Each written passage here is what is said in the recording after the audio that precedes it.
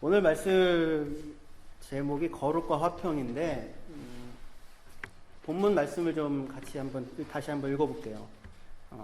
히브리서 12장 14절 말씀인데요. 같이 읽어보도록 하겠습니다. 예, 시작. 모든 사람과 더불어 화평함과 거룩함을 따르라. 이것이 없이는 아무도 주를 보지 못하리라. 모든 사람과 더불어 화평함과 거룩함을 따르라. 이것이 없이는 아무도 주를 보지 못한다. 여기서 이것이 없이는 할 때 이것은 거룩함을 말합니다. 앞에 화평함에 걸리지 않고요. 뒤에 있는 거룩에만 걸려요. 그래서 모든 사람과 더불어 화평함과 거룩함을 따르라. 거룩함이 없다면 아무도 주를 보지 못한다.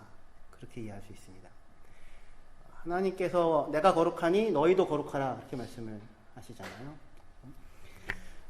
거룩함이라고 하는 것이 없다면 하나님을 볼 수 없다. 이렇게 얘기를 하는데, 그런데 보통 우리 거룩이라고 얘기하면 떠오르는 이미지가 어떤 것입니까?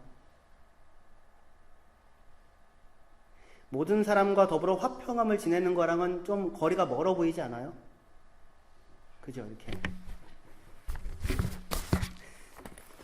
거룩함 이렇게 느껴지면, 그럼 모든 사람과 화평함이라고 하는 것은 더군다나 모든 사람과, 거룩은 하나님께만 속해 있는 것인데, 그렇죠? 근데 모든 사람과 화평함을 따른다라고 하는 것과 지금 거룩이 같이 등장을 하고 있다는 게 좀 낯설어 보이는, 긴장이 있어 보이는 그런 말씀입니다. 보통 거룩을 생각하면 우리는 뭔가 이렇게 분리, 구별, 구분 이런 이미지가 떠오르게 될 거예요. 더럽혀지지 않는 깨끗함, 이런 이미지가 떠오르죠. 그런데 오늘 성경에서는 모든 사람과 더불어 화평함을 따르는 것, 그것이 하나님의 거룩이 향해 가는 길이다, 그렇게 말씀을 하고 있어요. 거룩과 허목이 같이 가더라고요. 그리고 이러한 거룩이 없이는 아무도 주를 보지 못하리라, 이렇게 말씀을 하는 것입니다. 하나님께서 시내산에서 이스라엘 백성을 이제 애굽에서, 이집트에서 이끌어내서 시내산에 데려다 놓고는 있으면서 그들과 이제 언약을 맺게 되는데, 십계명, 소위 얘기해서 십계명을 시내산에서 말씀하시거든요. 그 말씀은 이스라엘 사람들이 다 듣습니다. 근데 이제 하나님의 거룩하심 때문에 너무너무 두려워서 우리 이대로 있다가는 다 죽겠다. 그래서 모세 보고 당신이 올라가서 다 듣고 내려오셔서 우리에게 알려주십시오. 그렇게 얘기를 합니다. 그러니까 하나님의 거룩하심 앞에 사람들이 두려움을 느끼는 것인 거죠. 그게 출애굽기 20장인데 24장에 가시면 하나님이 모세뿐만 아니라 70장로들 같이 올라와 가지고 하나님 발 밑에서 밥을 먹자, 식사하자, 이렇게 얘기하십니다. 그러니까 그 전에 이 70장로들도 우리 무섭습니다. 당신이 올라가셔서 혼자 다 듣고 우리한테 전해 주시기만 하면 됩니다. 이렇게 감히 하나님의 거룩에 가까이 갈 수 없었던 사람들이었는데 4장 만에 이 사람들이 하나님이 또 부르시고 올라가 가지고 같이 밥을 먹어요. 함께 화목함과 화평함을 이루는 모습을 보게 됩니다. 그 사이에 무슨 일이 있었을까요? 갑자기 이 사람들이 거룩함이 막 그냥 모세급으로 올라갔을까요? 그런 일은 잘 안 생기죠. 살아보셔서 아시지 않습니까? 그 사이에서 있었던 일은 이겁니다. 24장에 하나님, 모세를 통하여서 이스라엘 백성과 하나님이 언약을 맺으십니다. 그리고 언약의 피를 백성들에게 뿌리죠. 그 언약의 피를 근거로 하여 하나님 앞에 나아갈 수 있는 조건이 확보가 됩니다. 그리고는 이제 하나님께 나아가 화평함과 화목함을 누리는 것의 상징이라고 할 수 있는 같이 밥 먹는 거를 하는 겁니다. 하나님의 거룩하심이 나타납니다. 구별됩니다. 분명히 사람들과는 다른 어떤 것인데, 그런데 그것이 나타나는 이유는, 그것이 향해 가는 방향은 나는 이렇게 거룩하고 너희는 더럽다가 아니라 결국 그들을 불러서 하나님과 화목함을 이루고 함께 밥을 먹는 그 자리로 하나님의 거룩이 향해 가더라라는 그 말씀을 우리가 생각할 수 있을 것입니다. 히브리서 12장 14절 우리 본문이 있는데 그 앞에 보면 12장 11절에도 같은 맥락을 가지고 있는 말씀이 있습니다. 12장 11절에 제가 읽겠습니다. 무릇 징계가 당시에는 즐거워 보이지 않고 슬퍼 보이나 후에 그로 말미암아 연단 받은 자들은 의와 평강의 열매를 맺느니라. 이것은 하나님께서 아버지로서 자녀들인 우리들을 훈련하시는 과정에 대한 표현입니다. 징계라고 되어 있는데 하나님 징계도 하시지만 이 단어 자체는 징계가 아니고요. 훈련입니다. 훈련하고 연단하는 거. 그 과정에는 징계도 포함되긴 하겠지만 그렇게 해서 훈련하시는 그 인생입니다. 하나님이 우리 인생을 훈련해 가십니다. 누구 닮으라고요? 하나님 닮으라고요. 하나님 닮으라고. 지난번에도 제가 말씀드렸는데 부모님들의 소원이 무엇입니까? 자녀가 제발 나처럼 되었으면은 아니죠. 나보다 조금이라도 나았으면. 그렇죠? 오늘도 제가 아침에 큰딸 미나한테 미나야 넌 아빠보다 조금만 더 크면 된다. 더 바라지도 않는다. 유나야 너는 아빠만큼만 커라. 제가 그랬는데 하나님께서 우리에게 원하시는 것, 훈련하시는 인생을 통하여 훈련하시는 것은 하나님 아버지 같이 되는 것입니다. 아버지를 닮은 하나님이 거룩하니 내가 거룩하니 너희도 거룩하라 이런 것이죠. 그렇게 연단을 하시는데 연단한 사람들에게는 열매가 맺혀집니다. 무슨 열매가 맺혀지냐면 의와 평강의 열매가 맺혀진다고 해요. 그죠? 의의 열매가 맺혀집니다. 의의 열매가 맺혀지는데 그 열매의 성격이 어떤 거냐면 평화예요. 그런 뜻입니다. 의의 열매가 맺혀지는데 그 성격이 어떠냐면 평화, 화평, 화목입니다. 보통 지나치게 의로운 사람 옆에 가면 화평이 안 생기잖아요. 그런데 의가 나타났는데 화평이 발생하더라고요. 의가 나타나면 심판이 행해져야 될 것 같은데 의가 나타나는데 화목이 생기더라고요. 이사야에서 하나님의 의가 나타나면 반드시 발생하는 것이 있는데 구원이 일어납니다. 하나님의 의가 나타나면 그러면 심판은 안 하느냐? 심판하시죠. 심판을 넘어서 심판을 통과하죠. 심판을 겪고서 구원해 내시는 것입니다. 이스라엘 백성은 포로로 끌려갔고 우리로 따진다면 예수 그리스도께서 우리의 죄를 담당하셔서 십자가에 죽으시죠. 그 심판을 넘어서서 우리를 구원하십니다. 의는 분명히 공의를 세우는 것이지만 그러나 공의를 세우는 것이 마지막이 아니라 그것을 넘어서서 화평과 화목이라고 하는 것으로 향해 나아갑니다. 의의 열매가 나타나는데 그 성격이 화평과 화목이라고 얘기를 하는 거예요. 그러니까 보통 우리가 거룩이라고 생각하면 분리하고 구분하고 배제하고 차별하고 편가르는 것이라는 이미지가 나타나는데 하지만 성경에서 하나님의 거룩은 그 결과 화평이 발생하는 거룩이라고 하는 것입니다. 거룩하면 더럽혀지지 않고 오염되지 않고 깨끗하고 순결한 그런 이미지가 떠오릅니다. 그런 면이 있습니다. 분명히 그렇습니다. 하지만 진정한 거룩은 그러한 분리와 구분을 넘어서서 모든 사람과 더불어 화목함을 이루는 것을 향해 간다. 이렇게 오늘 본문에서 확인할 수 있을 것입니다. 이러한 내용을 우리가 더 잘 이해할 수 있도록 해주는 내용이 구약 성경 민수기에 나옵니다. 우리가 지금 신방하고 있는 부분이죠. 민수기 5장입니다. 민수기 5장 1절에서 4절까지 민수기 5장 1절에서 4절입니다. 여호와께서 모세에게 말씀하여 이르시되 이스라엘 자손에게 명령하여 모든 나병 환자와 유출증이 있는 자와 죽음으로 부정하게 된 자를 다 진영 밖으로 내보내되 남녀를 막론하고 다 진영 밖으로 내보내어 그들이 진영을 더럽히게 하지 말라. 내가 그 진영 가운데 거하느니라 하시매 이스라엘 자손이 그같이 행하여 그들을 진영 밖으로 내보냈으니 곧 여호와께서 모세에게 이르신 대로 이스라엘 자손이 행하였더라. 말씀합니다.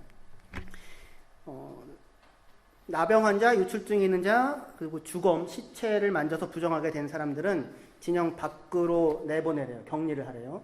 왜냐하면 하나님께서 그 진영 안에 거하시기 때문이다. 이렇게 말씀을 하고 있습니다. 지금 이게 민수기 5장이잖아요. 민수기 1장부터 4장까지 하나님이 뭐 하냐면 이스라엘 사람들 숫자 셉니다. 인구조사하고요. 그리고는 진영을 편제합니다. 동남, 서북, 누가 있는가 이렇게 다 편제하고 일종의 군대처럼 진영을 형성하고 난 다음에 가장 먼저 지금 하시는 말씀이 이 말씀이에요. 하나님께서 거하시는 진영을 더럽게 하지 말라라고 하는 것이죠. 그러니까 말하자면 진영의 거룩함을 유지하라 이런 말씀을 하시는 것입니다. 그래서 그 구체적인 내용이 뭐냐면 나병 환자, 유출증 환자, 그러니까 피가 이렇게 흐르는 환자, 또 시체를 만진 자를 진영 밖으로 격리하라는 거예요. 그들을 진영 안에 놔두면 진영을 더럽히는 것이기 때문이다 하십니다. 그런데 왜 이 사람들을 내보내야 되는 걸까요? 이 사람들이 특별히 더러운 사람들입니까? 더 악한 사람들인가요? 다른 더러운 건 없을까요? 이거는 윤리적이고 도덕적인 차원의 문제가 아니잖아요. 그죠? 나병이든지 유출증이든지. 그렇지 않습니까? 더 사악한 사람들도 많이 진영 안에 있을 수 있지 않겠습니까? 그런데 왜 나병과 유출증과 시체 만진 자를 내보내는 것으로 하나님의 거룩을 나타내려고 하시는 것일까요? 그것은 이 세 부류의 사람들이 모두가 상징하는 것이 일치하게 죽음을 상징하고 있기 때문에 그렇습니다. 죽음. 나병은 아픈 줄 모르죠. 그렇죠? 감각이 없습니다. 생명체라면, 살아있는 것이라면 아픔을 느낄 수 있어야 되는데 아픔을 모릅니다. 그 피부가 죽어 있는 것이죠. 유출병은 생명의 균형이 무너져 내렸다는 상징이 되죠. 그렇죠? 그래서 생명의 근원이 된 피가 흘러내고 계속 빠져나가는 것입니다. 죽음의 징후이죠. 그리고 시체를 만졌다는 것은 말 그대로 죽음 자체를 나타내는 것입니다. 일치하여 죽음이라고 하는 것이 하나님이 거하시는 진영 가운데 있을 수 없어서 배제하게 됩니다. 죽음을 배제한다는 것은 죽음을 낳게 된 죄라고 하는 것을 배제하는 결국에는 그러한 의미가 되는 것이죠. 그런데 우리가 여기서 이제 물을 수 있습니다. 이런 사람들을 내보냈다고 하는 것만으로 진영이 거룩해지는가? 이들을 내보낸 것으로 진영은 저절로 거룩해지는가? 나병에 걸려있지 않고 유출병이 없고 시체를 만지지만 않으면 그 안에 있는 사람들은 그 이유만으로 거룩한 사람들이 되는가 하는 거예요. 그렇지는 않죠. 그죠? 그렇지는 않죠. 그럼에도 불구하고 하나님께서는 이렇게 하라고 하세요. 그것은 이것을 통하여 무언가 가르치고 싶은 것이 있기 때문입니다. 하나님의 거룩에 대하여서 무언가를 가르치고 싶은 것이 있기 때문에 그래요. 진영 안에 있는 사람들은, 지금 안에 있는 사람들은 나병 환자나 유출병 환자나 시체를 만진 사람들을 진영 밖으로 내보내는 것을 통하여 자신들에게 지금 무언가가 요구되어지고 있다라는 사실을 확인할 수 있어야 합니다. 사망을 낳고 있는 죄, 그 죄에게서 온전하게 떠나는 거룩, 그것이 진영 안에 놓여있는, 하나님이 거하겠다고 하시는 그 진영 안에 놓여있는 자신들에게 요구되어지고 있다고 하는 사실을 잊지 않아야 하는 거예요. 이 사람들을, 이 세 부류의 사람들을 격리하는 것으로 그래서 확인되어야만 하는 것은 진영 안에 있는 사람들은 거룩하고 진영 밖에 있는 사람들은 거룩하지 않다라고 하는 것이 아니라 이렇게 그 부정함의 상징이 되어지는 사람들을 밖으로 내보냄을 통하여 진영 안에는 무엇이 유지되어져야만 한다? 거룩함이 유지되어져야만 한다라고 하는 것들을 확인하고 그리고 요구받고 있다는 사실을 알 수 있는 것입니다. 그렇게 알아야 하는 거예요. 확인을 해야 하는 것이라고. 그런데 유대인들은 어떻게 이 상황에서 어떤 이해를 가졌냐면 저들보다 사실 우리가 더 더러울 수 있는데 그럼에도 불구하고 하나님이 그러한 사람들을 격리하는 것을 통하여 우리에게 거룩을 요구하시는 것이구나 라고 알고 자신을 돌아보고 살펴봐야 하는데 그렇게 하지 않고 손쉽게 어떻게 이해했냐면 쟤네들은 더럽고 우리는 깨끗해 이렇게 이해를 하게 됐던 겁니다. 나병 환자, 유출증 환자, 부정한 사람들을 격리하는 것으로 자신들이 거룩한 자가 되었다고 착각을 하는 거예요. 그리고는 거룩한 자가 되었다고 착각을 하니까 그것을 유지하기 위해서 이런 사람들과는 접촉을 하면 안 되는 거죠. 만지면 안 되는 것이고 밥은 당연히 먹을 수가 없는 것이죠. 하지만 하나님께서 이들을 격리하는 것으로 우리에게 지금 알게 하시려고 하시는 것은 쟤네들 더럽고 너희들은 깨끗하다가 아닌 거죠. 하나님께서 너희들에게 지금 이것을 통하여 어떤 거룩이라고 하는 것을 요구하고 있는데 그런데 너희들 스스로 돌아볼 때 너희들의 안에는 과연 요구되어지는 거룩함이라는 것이 있느냐 이렇게 지금 오히려 우리를 돌아봐야 하는데 유대인들은 거꾸로 생각하여 쟤들 내보냈으니 더러운 애들 구분하여 내보냈으니 우리는 깨끗하다라고 생각하고 안심을 하고 있었던 상황인 것입니다. 근데 이제 예수님께서 이 땅에 오셔서 이러한 유대인들의 확신을 뒤흔드시는 일들을 하십니다. 무슨 일을 하십니까? 많은 병자들을 고치시는데 특별히 성경에 관심을 가지고 보도하고 있는 내용이 있습니다. 예수님께서 나병 환자와 유출병 환자와 죽은 사람을 살리는 내용을 특별히 관심을 가지고 기록하고 있다는 것입니다. 진영 밖에 내쫓겨져 있는 그 사람들을 예수님이 찾아가십니다.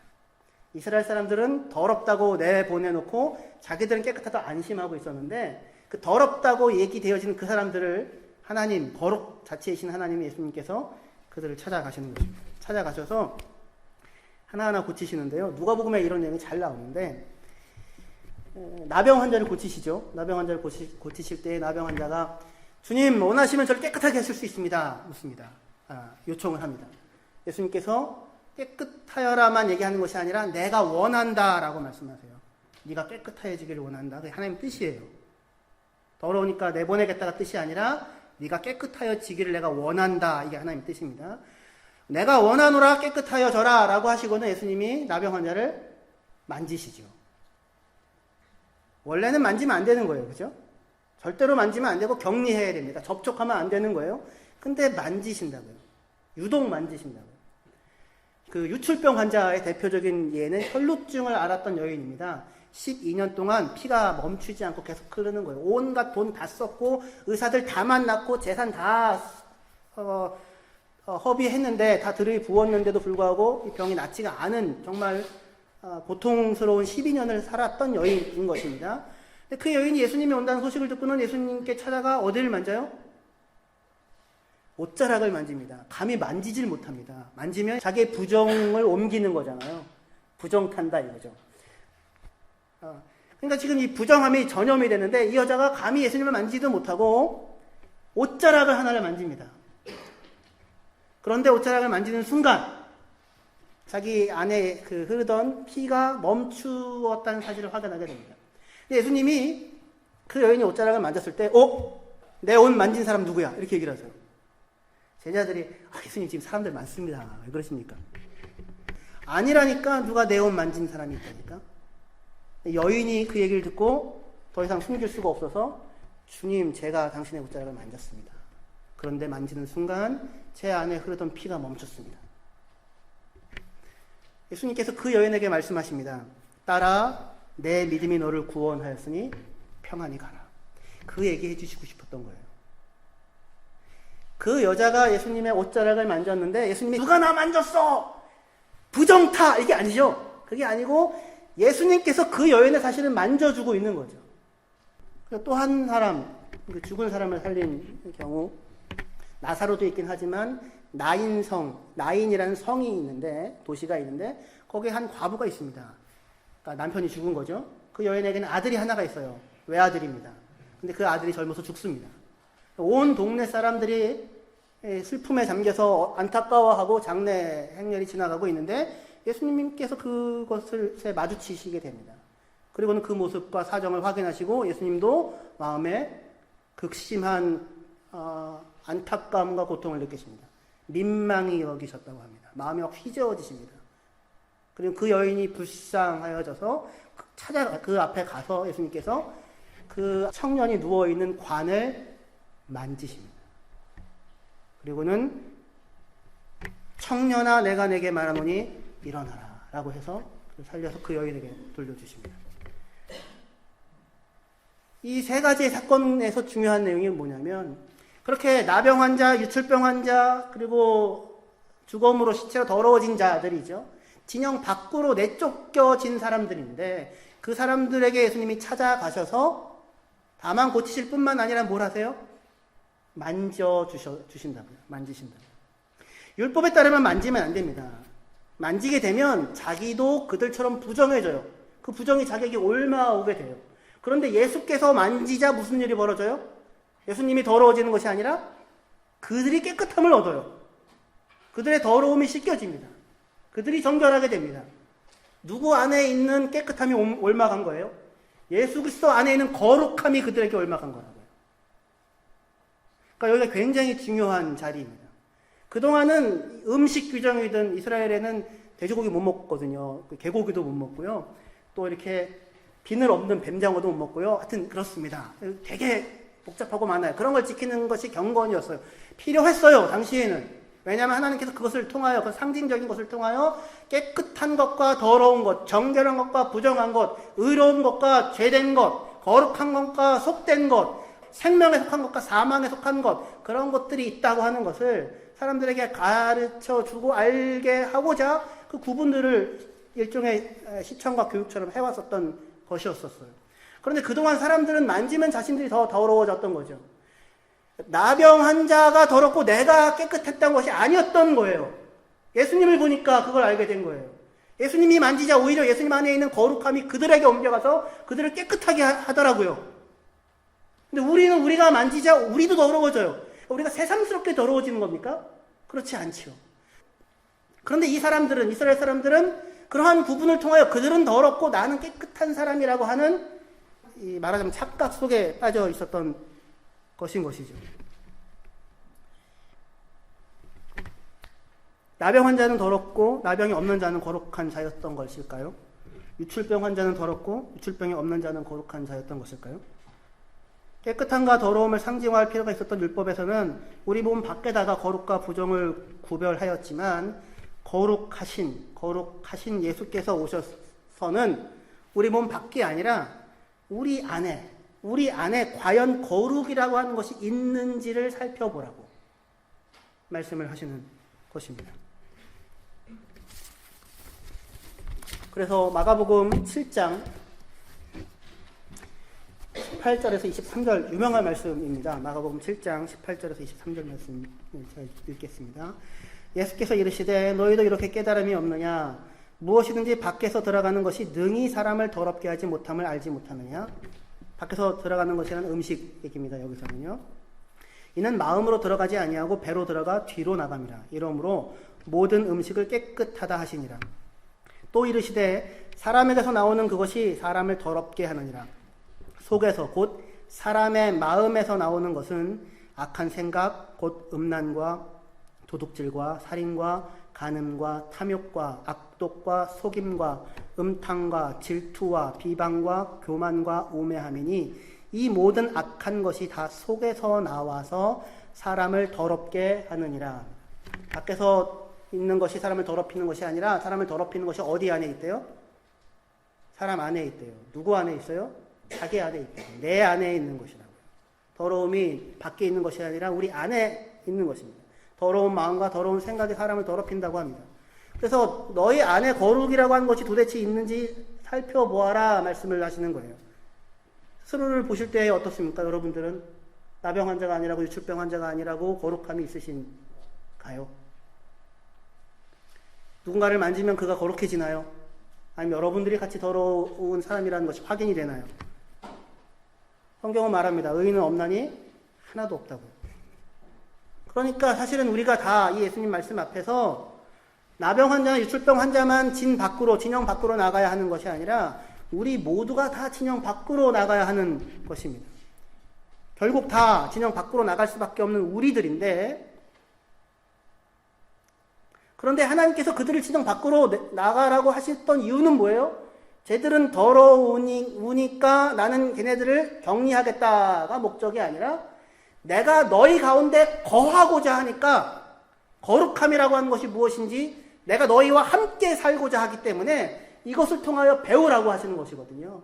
그러니까 더러운 사람들 쫓아내기 위해서가 아니라 이 거룩에 대한 구별을 요구하시고 스스로 안에 거룩이 있나 없나를 확인하라고 하시는 이유는 내가 너희와 함께 거하여야 하겠다 라고 하는 마음이 있기 때문에, 그 계획 때문에, 그렇게 하시고자 하시는 것 때문에 우리 안을 들여다보라고 얘기를 하시는 것입니다. 그러니까 진영 밖에 격리된 사람들이 특별히 더러운 사람들이 전혀 아니고, 사실은 격리되지 않을 수 없는 우리의 모습을 하나하나 나타내는 사람들인 것이죠. 내 내면의 모습이고 내 마음의 상태를 상징적으로 드러내주는 사람들인 것입니다. 그런데 하나님의 거룩은 그런 우리를 분리하고 배제하는 것으로 끝나는 것이 아니고 우리 안에 들어와 사시겠다고, 그리고 우리와 화목을 이루시겠다고 하시는 거룩이십니다. 그래서 예수께서 진영 밖으로 몰려있는 사람들의 대표인 바로 그 사람들을, 진영 밖에 있는 사람들을 찾아갑니다. 왜요? 진영 밖에 있는 사람들은 자기 스스로가 하나님 앞에 감히 설 수 없는, 당신이 원하시면 나를 깨끗하게 할 수 있나이다 라고 하는 깨끗하여짐이 필요한 사람이라고 하는 것을 누구보다도 절실히 확인하고 알고 있는 사람들이잖아요. 그들을 찾아가 그들을 깨끗하게 하시는 것으로 하나님이 그들과 함께 살기를 원하시는 분이시라고 하는 것을 나타내십니다. 그들과 화목을 이루시죠. 우리가 아직 죄인이었을 때에, 우리가 아직 연약할 때에, 우리가 아직 더러울 때에 바로 그때 그리스도께서 우리를 위하여 죽으십니다. 그리고는 그의 피로 우리를 덮으시고는 우리와 화목하게 하시는 것입니다. 그것이 하나님의 거룩함인 것입니다. 하나님의 거룩함은 더러운 자들을 진 밖으로 내보내는 거룩이 아니라 진 밖에 있는 자들을 찾아가서 그들과 화목함을 이루고 그들과 함께 살아내는 것으로서의 거룩인 거예요. 모든 사람과 더불어 평함과 거룩함을 따르라. 이것이 없이는 아무도 주를 보지 못하리라. 라는 말씀이 그 말씀인 것입니다. 우리에게 있어서 거룩은 성과 속을 나누죠. 깨끗한 것과 더러운 것을 구분하고 그리고 더럽다고 하는 것을 치워버리는 것이 우리의 거룩입니다.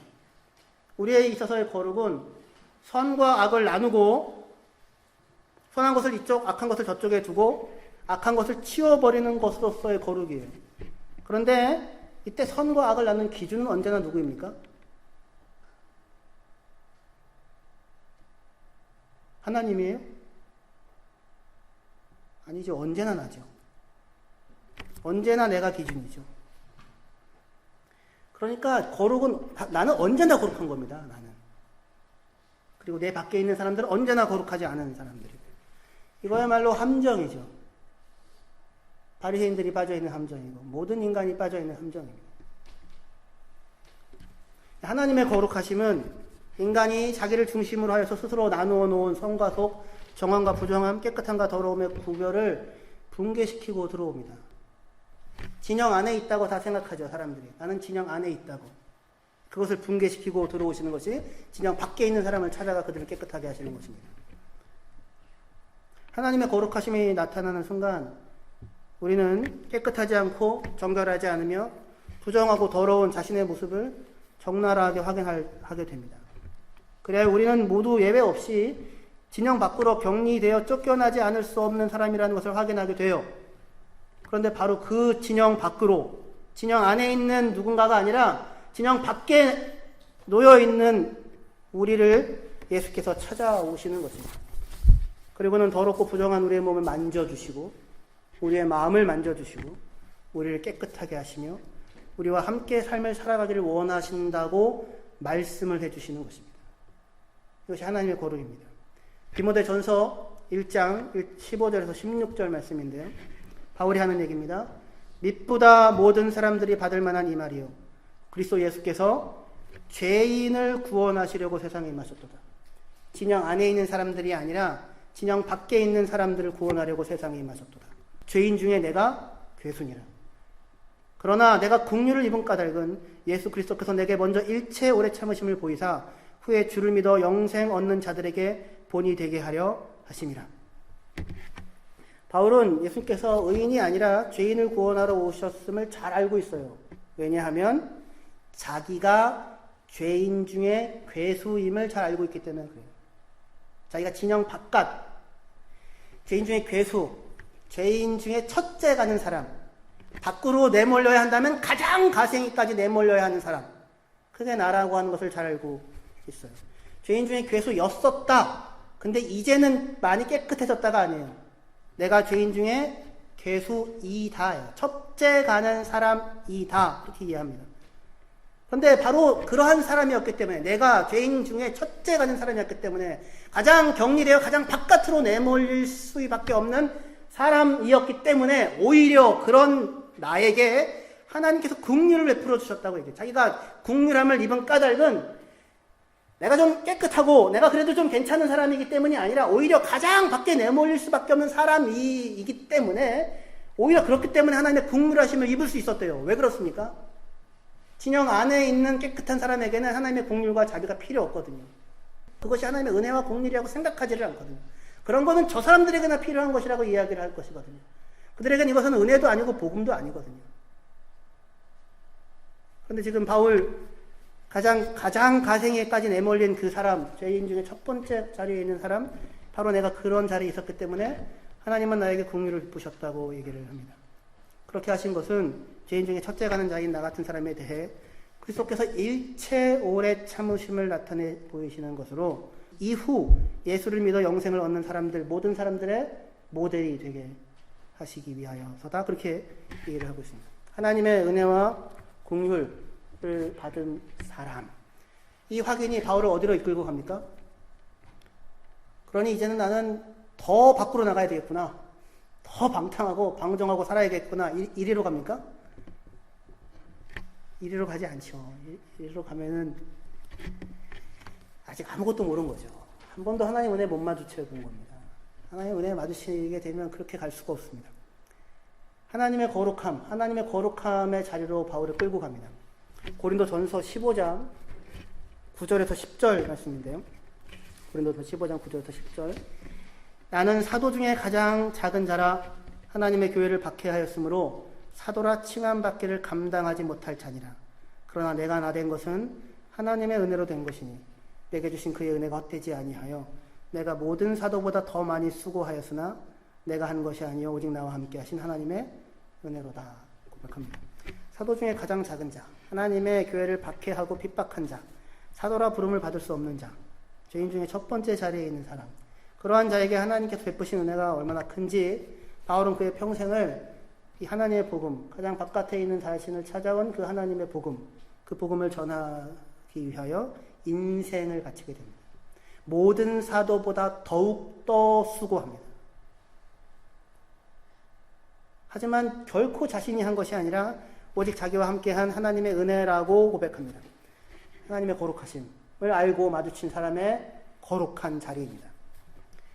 죄인과 원수와 부정하고 더러운 자를 구분하여 나누고 배제하고 격려하고 치워버리는 것으로서의 거룩이 아니라 그렇게 격리된 자를 찾아가 진영 밖으로 내몰린 그 사람들을 찾아가 나아가는 것이 거룩입니다. 마지막 성경 본문 말씀인데요. 히브리서 13장 12절에서 13절 말씀입니다. 여기 히브리서 13장 12절에서 13절 같이 읽겠습니다. 네, 같이 읽겠습니다. 시작. 그러므로 예수도 자기 피로써 백성을 거룩하게 하려고 성문 밖에서 고난을 받으셨느니라. 그런즉 우리도 그의 치욕을 짊어지고 영문 밖으로 그에게 나아가자. 성문 밖, 영문 밖이 다 뭐냐면 진영 바깥이에요. 진영 바깥. 내몰린 그 진영 바깥. 예수께서 우리를 거룩하게 하시려고 자기의 피로써 우리를 거룩하게 하시려고. 이게 하나님의 거룩입니다. 자기의 피로써 우리를 거룩하게 하시려고 진영 밖으로 나가셔서 우리를 만나시고 우리의 수치와 우리의 죄와 우리의 치욕을 짊어지고 십자가를 지셨습니다. 예수님께서 지금 어디에 계시냐면 진영 안에 있는 것이 아니라 진영 밖에 있다고요. 그래서 진영 밖으로 나아가라고 얘기를 하는 것입니다. 끊임없이 진영 안에 들어와서 진영 안에다가 뭔가를 세우고 싸우려고 합니다. 우리는 그리로 부름받지 않습니다. 진영 밖으로 나아가라고. 내몰린 사람들을 향하여 나아가라. 격리되어진 사람들을 향하여 나아가라고. 지금도 여전히 치욕과 수치를 짊어지고 살고 있는 그 자리로 나아가라고 하십니다. 그리고 바로 그렇게 진영 가장 바깥 자리에 놓여 있는 여러분들을 예수께서 찾아오셨고 만져주셨고 그리고는 거룩하고 깨끗하게 하셔서 화목함을 이루어 주셨습니다. 기억하시고 이 하나님의 거룩하심에 모두 다 참여하시는 그리하여 화평함과 거룩함이 우리 안에 공존하는 그러한 하나님의 교회가 되어지기를 주의 이름으로 축원합니다. 기도합시다.